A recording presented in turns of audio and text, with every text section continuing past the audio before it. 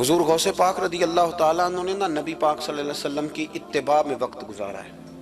کچھ بندے اللہ کے بڑے خاص ہوتے ہیں۔ حضور غوث پاک رضی اللہ تعالیٰ عنہ کو اللہ نے اعزاز عطا فرمایا، شان عطا فرمائی کہ غوث اعظم درمیان اولیاء جو محمد درمیان انبیاء۔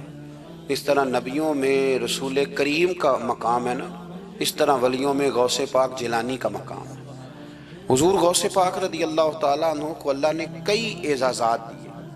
سب سے بڑی بات یہ کہ اللہ نے انہیں کرامات عطا کی۔ کرامت دین کا پورا ایک حصہ ہے۔ ہمارے ہاں نا لوگ کہتے ہیں اخلاق بیان کریں جی، وہ کہتے کیا تھے؟ کرامت کیا ہوتی؟ بھئی کرامت تو قرآن پاک نے بیان فرمائی۔ آصف بن برخیہ جناب بلقیس کا ملکہ بلقیس کا تخت لائے تھے۔ یہ اللہ نے کیوں آیت نازل کی قرآن پاک میں؟ وہ قصہ کہانی ہے کہ وہ جی تخت لائیں، یہ کیوں بیان کی؟ اور تخت آیا کس طرح آیا؟ انہوں نے کہا کہ آنکھ جھپکنے سے پہلے آ جائے گا۔ پھر آیا کہ نہیں آیا؟ ان سے پوچھا یہ کیسے آیا؟ کہنے لگے ھذا من فضل ربی۔ او سنگیو، صرف حضرت سلیمان علیہ السلام کا امتی تخت لا سکتا ہے، نبی پاک کا غلام نہیں لا سکتا؟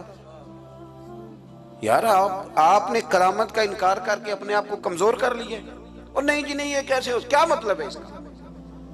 آپ سورہ نمل روز پڑھیں اور جناب سلیمان علیہ السلام کے امتی کی شان بیان کریں کہ وہ آنکھ جھپکنے سے پہلے 80 گز اونچا، 80 گز چوڑا، 80 من وزنی تخت آنکھ جھپکنے سے پہلے لے آئے۔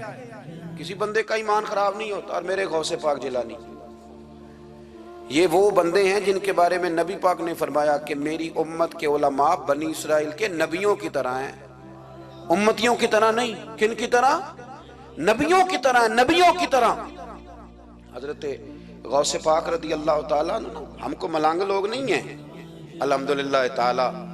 ہم تو غوث پاک کی کرامت بھی مانتے ہیں پر قرآن و سنت کی اینک لگا کے مانتے ہیں۔ یہ میری بات سمجھ لیں۔ حضرت غوث پاک رضی اللہ تعالیٰ عنہ طالب علموں کو سبق پڑھا رہے تھے، تو سبق پڑھاتے پڑھاتے نا ہاتھ آگے بڑھایا تو اچانک ہاتھ واپس آیا تو گیلا ہو گیا تھا سارا۔ تو شاگرد بھی بڑے سیانے ہوتے ہیں، انہوں نے سبق چھوڑ دیا، استاد جی کے گیلے بازو کو دیکھنا شروع کیا۔ حضور یہ کیا ہے؟ تو غوث پاک بھی غوث پاک تھے۔ ہر بندے کا ہاضمہ اتنا اچھا نہیں ہوتا کہ اس کو ہر بات ہضم ہو جائے۔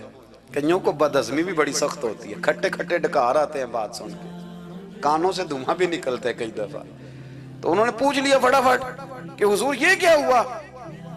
تو غوث پاک کو پتا تھا کہ سب کا ہاضمہ ٹھیک ہے۔ میاں صاحب نے بھی کہا تھا خاصاں دی گلامہ آگے نہیں مناسب کرنی۔ اگلا شعر میں نہیں یہ پڑھنا کیونکہ زیادہ ڈاڈ ہے تو میں ادھر ہی رہتا ہوں، اتنا ہی کافی ہے کہ خاصاں دی گلامہ آگے نہیں مناسب کرنی۔ انہوں نے کہا حضور یہ کیا ہے؟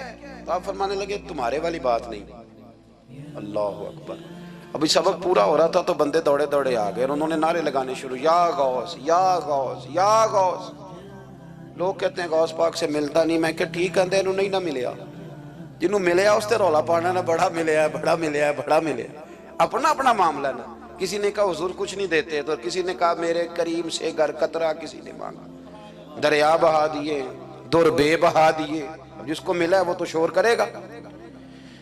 تو تھوڑی دیر کے بعد ہی بندے پہنچ گئے،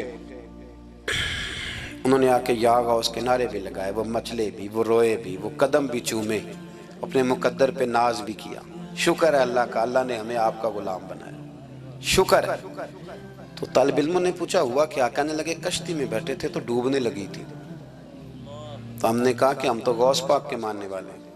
تو پھر حضور غوث اعظم کا دست مبارک نمودار ہوا ہے اور کشتی کو پکڑ کے کنارے لگا دیا ہے، کشتی کو پکڑ کے کنارے لگا دیا ہے۔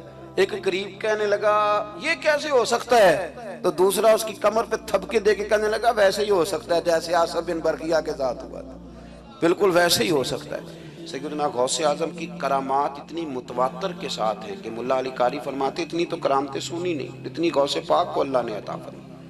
رب کریم نے انہیں درجہ دیا، وقار دیا، ان کی دعاؤں کو قبولیت دی، اللہ نے انہیں اعزاز کے ساتھ نوازا، اللہ نے ان پر فضل فرمایا۔